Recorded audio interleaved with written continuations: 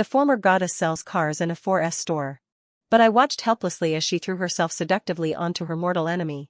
She said, "When we were in school, I knew you would be the most successful. As for Michael, he is not even worthy of carrying your shoes." The mortal enemy laughed wildly. "But they don't know that this 4S store is owned by me. My name is Michael, and I have never contacted my classmates since graduation. But today I received an invitation to a class reunion. When I think back to my school days, I have no other good memories except my goddess.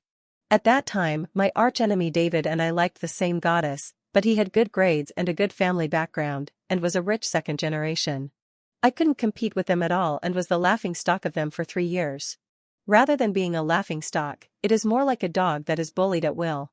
I parked my car in a nearby parking lot according to the address sent by my old classmate. But I found that there were no restaurants or places to gather within 100 miles. Just as I was wondering, a very familiar voice sounded behind me. My heart skipped a beat.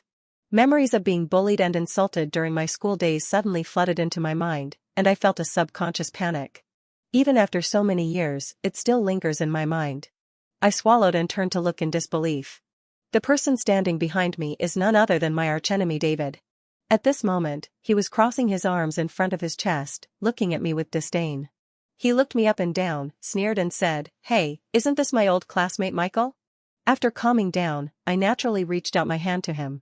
"Long time no see, David."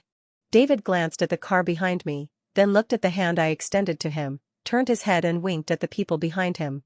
Laughter broke out everywhere. David grabbed my hand suddenly, very hard. I groaned in pain but remained calm. "Michael, it's just a class reunion, there's no need for you to act like this." "That's right. We are all old classmates. Why would we rent a car?" "Rent a car?" After hearing that, I looked back at the car parked behind me. Do they think I rented this car? I am not surprised that they think this way. After all, who could have thought that a poor guy who was not good at anything in school would suddenly become a big boss? Their sarcasm and teasing continued. I didn't say anything. David thought I agreed, so he patted my shoulder lightly, with a hint of humiliation. I ignored him and just pulled away. But I didn't expect that he would put his arm around my shoulders and pull me across the street. Several other people also pulled my arms, as if they wanted to take me away by force. I finally understand. How can this be a class reunion? This was clearly a trap David had set for me. I couldn't break free, so they took me to a 4S shop. David laughed wantonly. "Michael, it doesn't matter if you haven't seen the world. I'll show you around." Several people around added. "You may not know this, but our David has long been the boss of David. He came here today to seek advice from his brothers and pick up the car." Several people said this, pointing to the car parked inside the house. "Take a closer look. If it weren't for Boss David, you would never be able to see this car up close in your life." David smiled secretly and waved his hands. "What do you mean a lifetime?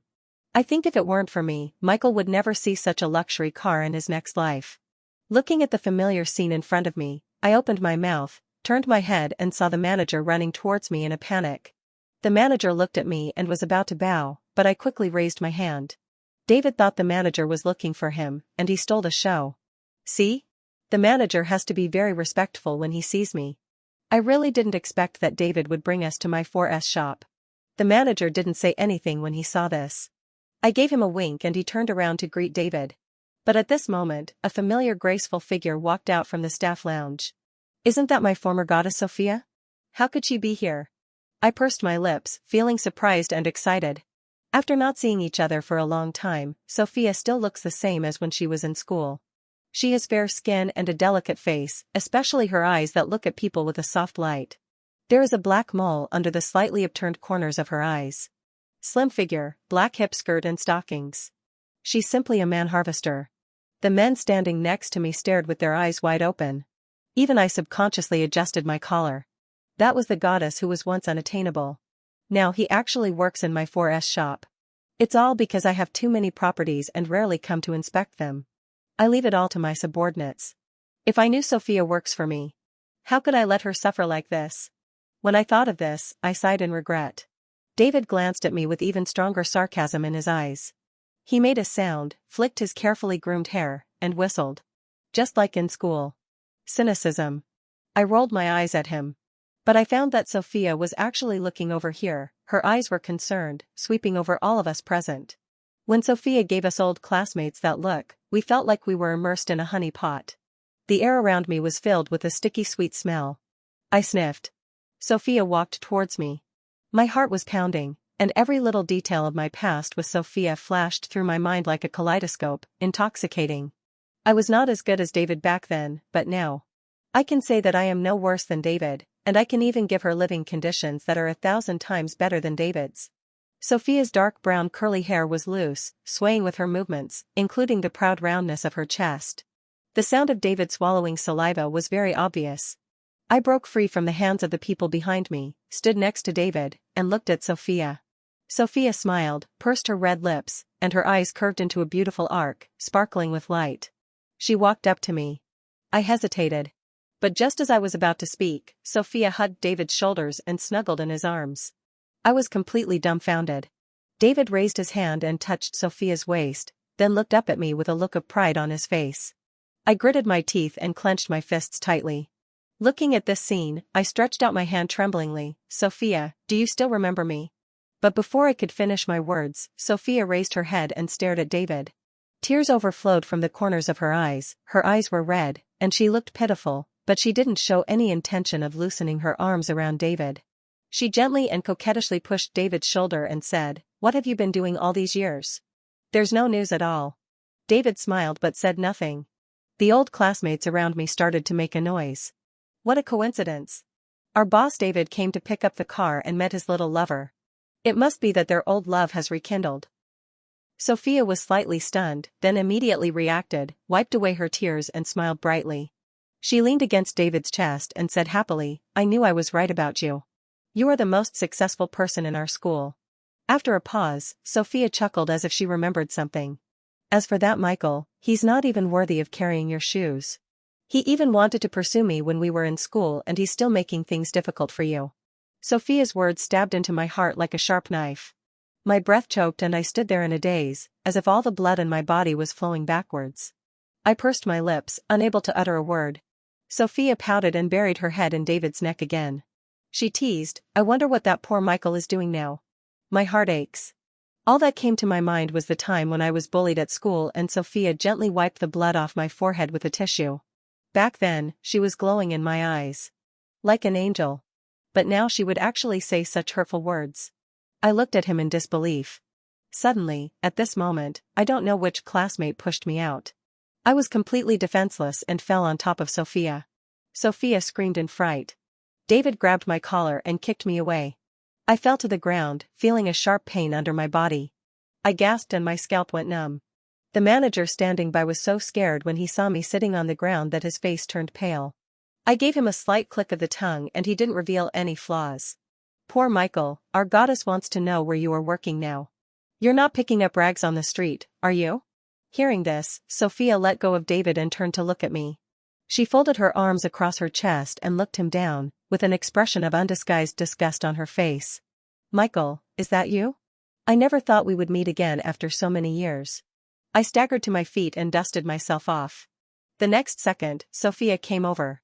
The sound of high heels stepping on the ground is very crisp. I looked at her face getting closer and closer, and my breathing became a little rapid. She raised her hand and patted my shoulder. I instantly recalled the tissue she handed me that year. Maybe he just couldn't get David off his mind. As I was thinking this, I even fantasized that the goddess still had some classmate affection for me. But I never expected that the next second, a large basin of cold water would pour over me from head to toe. Sophia patted my shoulder lightly, with a hint of provocation in her eyes. "Michael, after not seeing you for so many years, you have become so vain.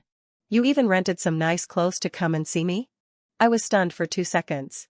By the time I came to my senses, Sophia had already left me. She hugged David's arm, the softness of her chest rubbing against him, and smiled brightly. "Boss David, what kind of car do you want to buy today? I'll introduce it to you." David lowered his head and gave her a malicious look, then slowly moved his hand down and slapped Sophia's but hard. Sophia moaned. "I'll find one that's convenient in the car, and then I'll try it with you." "You are bad." Sophia pushed but didn't show any sign of rejection, pretending to be reserved. It made me feel sick and my stomach churned. At this time, David came to my side with his arm around Sophia, then put his arm around my shoulders and led me into the house. "Michael, don't be so greedy. Why don't you take a piss and look at yourself? You are not worthy of Sophia. Sophia echoed David's words, just start. There will always be urine without a mirror, right? Or is your urine all matte? I clenched my fists tightly and watched them laugh at and mock me unscrupulously. Just like when I was in school, I did nothing wrong, but still became the target of these people's attack. This is simply unbearable. A sugar daddy and a fake rich man, a match made in heaven, how can I compare to them? I spoke sarcastically. David didn't seem to expect me to say such a thing. There was a flash of disbelief in his eyes. He was stunned at first, then he hugged Sophia tighter. Sophia frowned and groaned in pain. David let out a long sigh, his temples seemed to be twitching, his face was full of anger, but he still forced a slight smile and patted my shoulder vigorously. Michael, don't say the grapes are sour because you can't eat them. Sophia and I are in love with each other, and everyone knows that I'm rich. How come you make me a fake rich man? I snorted. Who would eat rotten grapes except you? After hearing this, Sophia became anxious. She broke free from David's hand, rushed to me, and slapped me in the face. I was caught off guard and took it. The crisp sound of snapping echoed in my ears. My mind went blank at this moment. I turned my head and subconsciously covered my aching cheek. Just as I was stunned, David snorted coldly and raised his hand to hit me. Paralysis. Half of my face was almost numb from the pain, and a faint taste of rust filled my mouth. I licked my lower teeth and then spat a mouthful of blood-stained saliva at David. David yelled, "You are fucking sick. Watch him wipe his face." I laughed, who is sick? But unexpectedly, almost the next moment, David suddenly reached out and grabbed my collar. He pulled me forward and rammed his knee hard into my stomach. The pain was piercing and cold sweat soaked the clothes on my back. I curled up on the ground, holding my stomach. The old classmates who were watching the fun strode forward and applauded. Seeing this, David became even more excited and punched me on the cheek mercilessly. I was pressed to the ground by him and he rode on me. I didn't even mean to resist. What came to my mind were the fragmented fragments of being bullied during those years. The physical pain was nothing compared to the fear I felt inside. A suffocating fear surged into my heart and I was almost paralyzed. But when David pulled my hair and walked towards the car, I suddenly came to my senses. What else do I have to be afraid of? The moment this thought came into my mind, I reached out and grabbed David's wrist. David tried to break free, but I held him tighter. The sound of bones rubbing against each other could be heard. David grimaced in pain. He let go of my hair, I slowly stood up, and without a word I punched him in the face. He was caught off guard and retreated again and again, finally leaning against a car not far away, making a loud bang. David's eyes widened. No one dared to even breathe. David stood up and tried to fight back, but I kicked him. He fell to the ground, holding his thigh with a painful expression. "Why did you hit me? Where is the manager? Where are the security guards? I was beaten up in your store and you didn't even do anything about it? You two are both tired of living, right?" But no matter how much David shouted, no one paid any attention to her. I sneered and waved. The manager walked up to me and called out respectfully, "Boss." David was completely dumbfounded. I walked up to him, grabbed his collar, gave him a half-smile, and the sarcasm in my words intensified. "Why?" "Because I'm the owner of this store. You damaged my car. You can't leave this house unless you pay for it and go bankrupt." David's mouth opened in shock. Of course it's not just him. Sophia and several other old classmates gasped in shock. No one would have thought that this 4S store was opened by me. After a long while, David finally reacted and slowly stood up. He pointed at me with a trembling hand, and the corner of his mouth curved in contempt. "Michael, you are deceiving me. You didn't pay this manager to act with you, did you?" He laughed, seemingly not believing me at all. Even Sophia came over to David, annoyed by my shameful behavior of finding someone to act and show off. She said, "Michael, it's not shameful for you to be poor, but I really don't like you because you are poor and you like to pretend." I felt a little amused. Sophia put her arm around David and looked at me arrogantly, as if she was some kind of garbage. I clenched my fists and said nothing. David thought I had agreed and was too embarrassed to say a word. He called a few other old classmates who came to watch the fun, and they mocked me together. They say that someone like me will never be able to achieve anything in his life. No, they also said that I won't do it in my next life. In their eyes, I was useless. I didn't have a good family background, no reliable background, and even my grades in school were just average. I can't compare to David in anything. How could he possibly be doing better than David? The suppression and ridicule came pouring down on me like a rainstorm, and I clenched my fists tighter and tighter. Unbearable memories from my student days came flooding back. But do I really need to be afraid of him now? I don't think I'll need it. I raised my hand.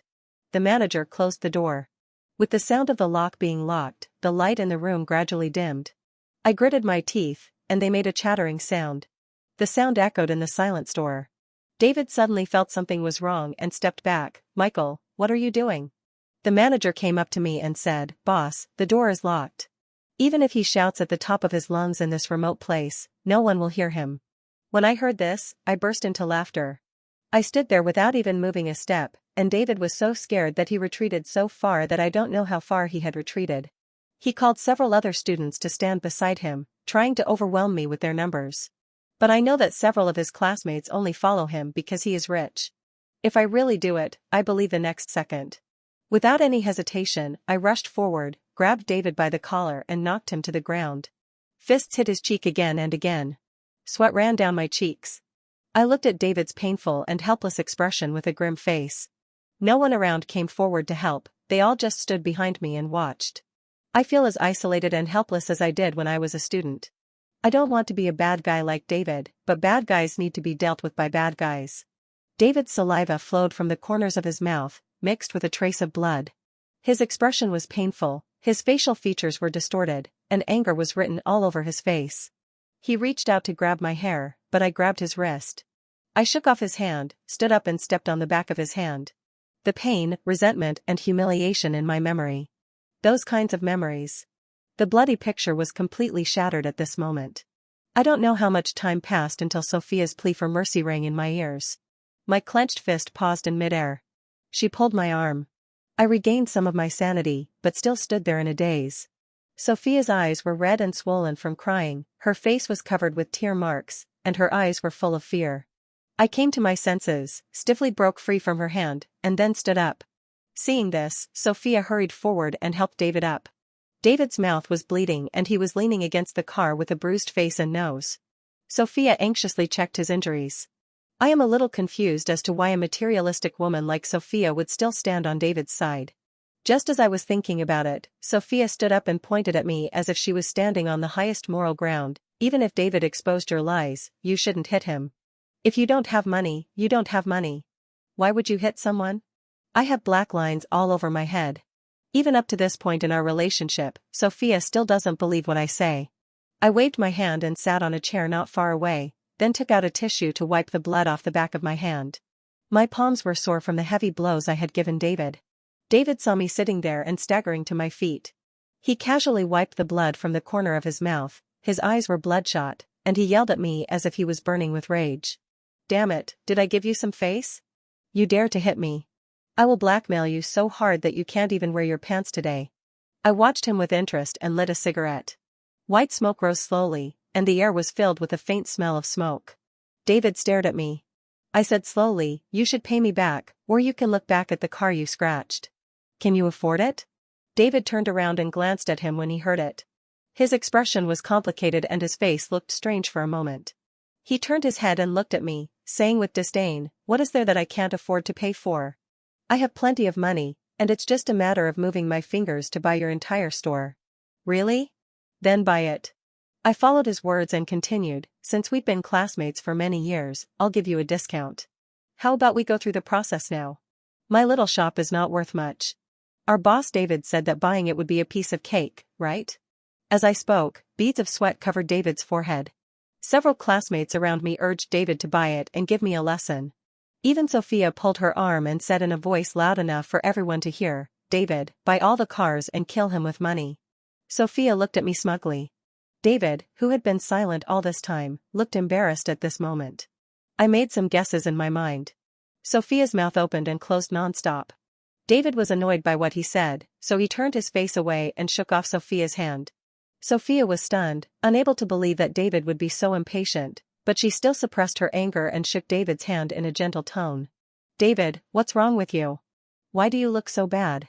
As soon as these words came out, David, who was already feeling guilty, flew into a rage and slapped Sophia in the face. "I don't need you to worry about me." Sophia was stunned and didn't come back to her senses for a long time. I looked at my watch, and as the minutes ticked by, I began to urge David on. David, we are old classmates, you can't afford to show off here. David jerked his head up, gritting his teeth and clenching his fists. It looked like he wanted to rush up and punch me twice at this moment. But he didn't dare. The guess in my heart is becoming more and more real. The atmosphere was extremely awkward. I forced a smile and looked at Sophia on the side. David can't afford to pay, so how about that? Sophia was shaking with fear. My eyes fell on the classmates behind David. No one spoke. At this moment, Sophia seemed to have grasped the key information and questioned me confidently. You said you are the owner of this store, but I have been working here for at least a month. How come I have never seen you before? Isn't it a trick on us? I understand Sophia's doubts. After all, I seldom come here to inspect, and I leave it all to the manager. I said nothing and glanced at the manager behind me.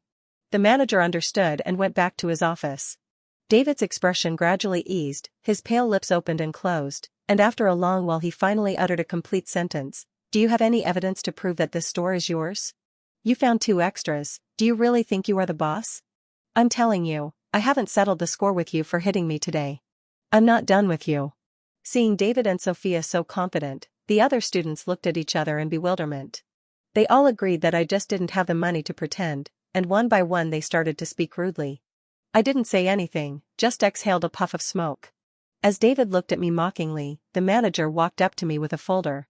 Without hesitation, I took the folder and threw it on the ground. The folder scraped across the ground, making a harsh sound, and finally stopped at David's feet. He glanced at me, snorted disdainfully, and then picked up the folder on the ground. All eyes were focused there. After opening the folder, David's smug smile slowly froze on his face. His eyes widened in shock and he quickly turned to the next page. The only sound in the silent house was the rustling of pages turning. David flipped faster and faster, and his breathing became heavier. Sophia's expression gradually became horrified and incredible. Until the folder fell to the ground with a clang. The sound echoed in everyone's ears. The folder was opened, revealing a business license. And my name was clearly written on it. Michael. The manager picked up the folder and handed it to me. I looked at their faces, which looked like shrunken eggplants, and joked, why don't you flip to the back? There's a brand authorization certificate at the back. I said as I flipped through the papers and glanced up nonchalantly. The moment I looked over, Sophia's arms around David suddenly loosened. She raised her hand to tidy up her messy hair, and inadvertently pulled her collar down. She thought I didn't see it. A slight smile appeared on the corner of my mouth. David opened his mouth but couldn't utter a word. I tapped the table impatiently. David, when will I get the compensation? He didn't say anything. It's okay if you can't afford it. We are classmates and I won't make it too difficult for you. He looked at me suspiciously. What do you want to do? I pursed my lips and walked towards him. If you kneel down and beg me, I'll be in a better mood and naturally I won't ask you to pay me. David was stunned when he heard this, and his eyes turned cold as he looked at me, as if he didn't hear what I said clearly. What did you say? I stared at him unhappily. Are you deaf? I told you to kneel down. While David was stunned, I raised my foot and kicked him on the knee. He was caught off guard and groaned in pain, his legs went limp and he fell to his knees. I looked down at him. He looked up at me, anger threatening to overflow from his eyes. Michael, don't go too far. Can you calculate how much compensation you want? David's voice was hoarse, and he tried to stand up, but I pushed him back hard. He knelt on the ground again, his face became hideous and his features distorted because of extreme anger. Compensation? It's too late. You knelt too late. Now I don't want compensation. David frowned and struggled to stand up, but I held his shoulders tightly. He glared at me and said, What are you going to do? I'm not short of money. I can give you as much money as you want. I touched my chin and clicked my tongue. Are you really not short of money? I've come to your place to look at cars, how could I be short of money? He sneered. A smile appeared on my lips, and I raised my hand to point at the car with the scratches on its body. The scratch is not big, but it is obvious from a distance. David took out his wallet, pulled out his bank card and threw it on the ground. I glanced at him and said coldly, I want you to buy that car, otherwise don't even think about leaving this house. David licked his lips when he heard this, hesitant but still pulled out another card and threw it on the ground. I picked up the 2 bank cards and looked down at him. I bought your car, what else do you want? David's momentum obviously weakened. Without saying a word, I smashed the bank card in his face. All I heard was a snap. David's face turned red at a speed visible to the naked eye. I don't know if it was because of the beating or because he was angry. He pointed at me and trembled. I grabbed his fingers, looked at him, and then looked at the car parked not far away. But I don't accept the loan. Give me the money now and take the car away. David became anxious when he heard this. That car is worth more than $5 million. How can you ask me to give it to you now? I sneered. Boss David doesn't have that much money on him, so why don't you call someone to send it to you, or do you not have that much money at all? David clenched his fists. The cigarette in my hand burned out, and I flicked it directly on his forehead with an impatient click of the tongue. He seemed to be scalded, and he hissed, covered his head and stopped talking. Why aren't you talking? Are you mute? I said take the money and buy the car. I reached out and patted his cheek lightly, which was very humiliating. David got anxious and shook off my hand. Michael, don't go too far. Am I overdoing it? No matter how extreme I am, could I be as extreme as him? If I still hadn't accomplished anything today, I don't even dare to imagine how I would be bullied by him. I sneered and ignored his words. Boss David, didn't you come to my place to show off and pick up the car? Why are you looking at the car when you can't even pay for it and you're so short of money? David's face turned purple and he couldn't utter a word of rebuttal. At this time, a soft female voice sounded. Michael.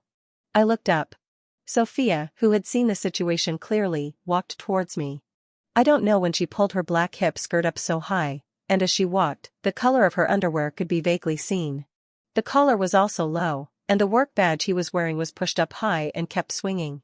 She walked over to me and gently placed her wrist, which smelled lightly of perfume, on my shoulder. In the blink of an eye, tears fell on my body and a crying voice sounded in my ears. Michael, I'm sorry for you about school, but I can't help it. You know, my parents don't love me, and I live with my grandfather. I need money to go to school. My grandfather is seriously ill now, so I have no choice but to go with David.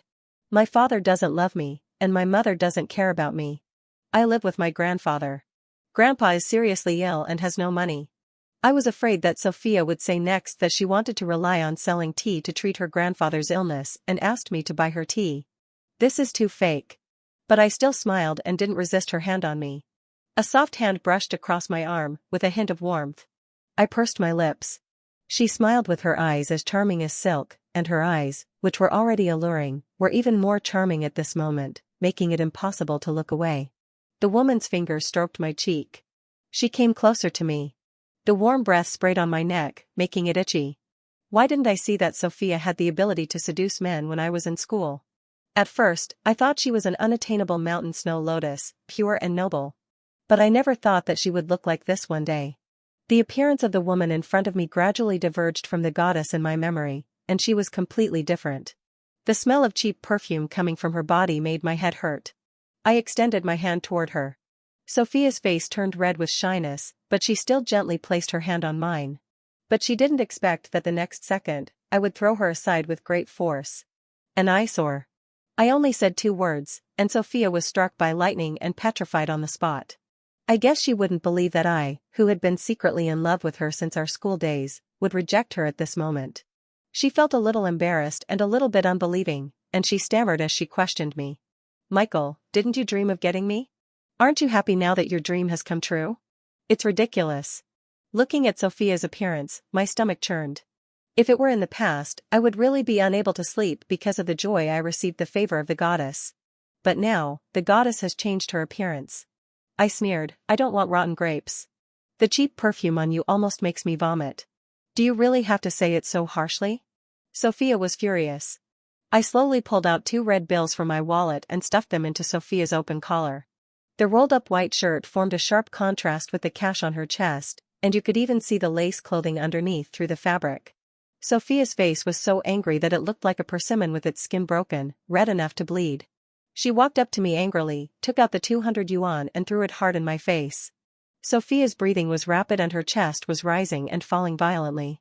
He was obviously very angry about what I did just now. The perfume-scented banknotes slid down my face.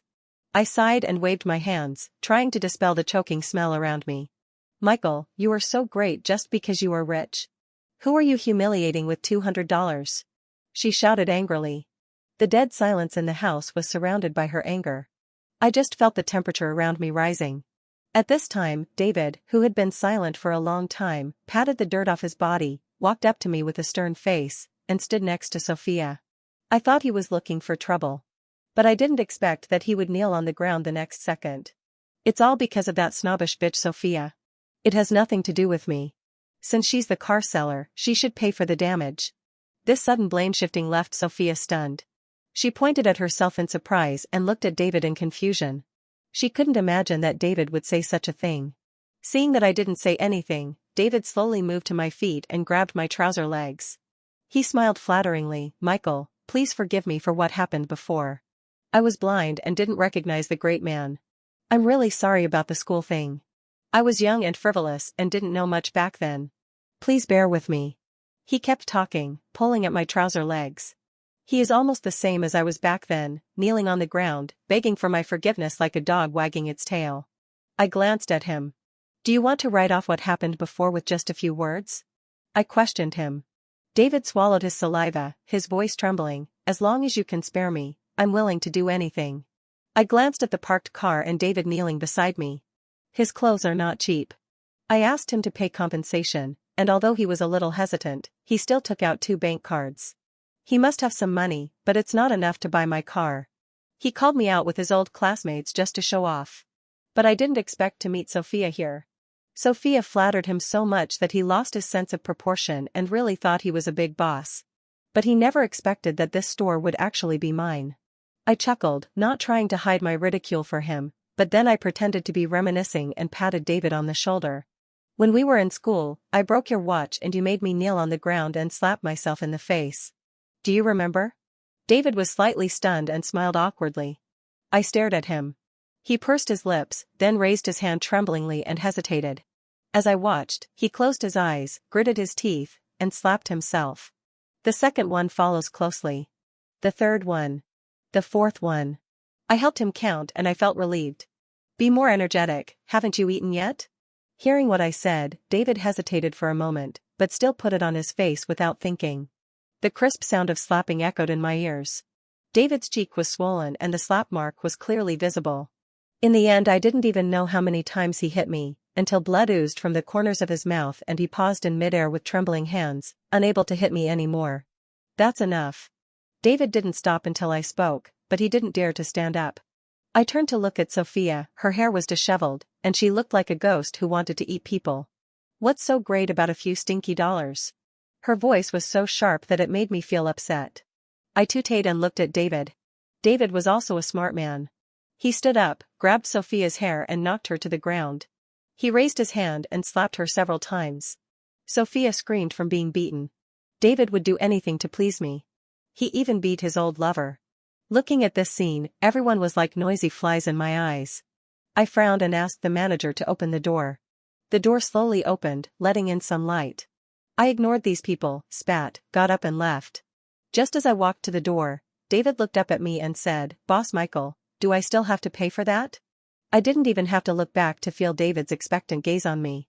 Lose money? I snorted and laughed. Did I say you don't have to pay? Before he finished speaking, the fighting stopped abruptly. David was so angry that he started cursing incoherently. But the next second, the scolding stopped and was replaced by his screams. I turned my head and saw Sophia, with a bruised face and nose, grabbing David's arm and biting it hard. The sounds of fighting continued. Old lovers become enemies when they meet. Those unbearable memories from school were finally shattered, and the knot in my heart that had been there for many years was completely resolved at this moment. For money, people can do anything,